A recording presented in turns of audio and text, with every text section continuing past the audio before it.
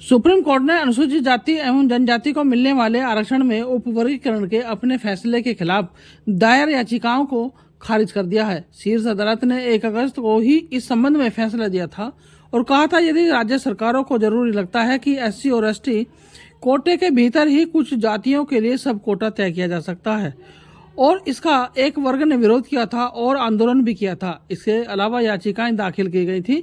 इन पर ही शुक्रवार को सुनवाई करते हुए शीर्ष अदालत ने विचार करने से इनकार कर दिया। चीफ जस्टिस डीवाई चंद्रचूड़ की अगुवाई वाली 7 जजों की बेंच ने कहा कि उस फैसले में ऐसी कोई त्रुटि नहीं थी जिस पर पुनर्विचार किया जाए। अदालत ने कहा, हमने पुनर्विचार याचिकाओं को देखा है, ऐसा लगता है कि पुराने फैसले में कोई खामी नहीं है जिस पर फिर से विचार किया जाए, इसलिए पुनर्विचार याचिकाओं को सिरे से खारिज किया जाता है। जस्टिस BR गवई, विक्रम नाथ, बेला M त्रिवेदी, पंकज मित्तल, मनोज मिश्रा और सतीश चंद्र शर्मा इस बेंच में शामिल थे। अदालत ने कहा कि याचिकाओं में कोई ठोस आधार नहीं दिया गया है कि आखिर क्यों 1 अगस्त के फैसले पर कोर्ट को पुनर्विचार करना चाहिए। इन याचिकाओं पर अदालत ने 24 सितंबर को ही सुनवाई की थी, लेकिन फैसला आज के लिए सुरक्षित रख लिया गया था।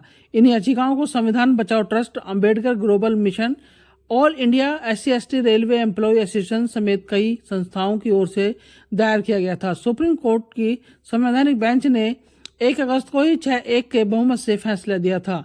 इसमें राज्य सरकारों को SC और ST कोटे के सब क्लासिफिकेशन की मंजूरी दे दी गई थी। इसके तहत कहा गया था कि यदि इन वर्गों में किसी खास जाति को अलग से आरक्षण के दिए जाने की जरूरत पड़ती है तो इस कोटे के तहत ही उसके लिए प्रावधान किया जाता है। अदालत के इस फैसले को दलितों और आदिवासियों के एक वर्ग ने आरक्षण विरोधी करार दिया था, वहीं एक वर्ग इसके समर्थन में भी आया था। अदालत ने अपने फैसले में कहा था कि दलितों में भी कई जातियां और इस वर्ग को समरूप नहीं माना जा सकता, इसलिए आरक्षण के लिए यदि किसी जाति को खास प्रावधान देने की जरूरत पड़ती है तो वह भी करना चाहिए।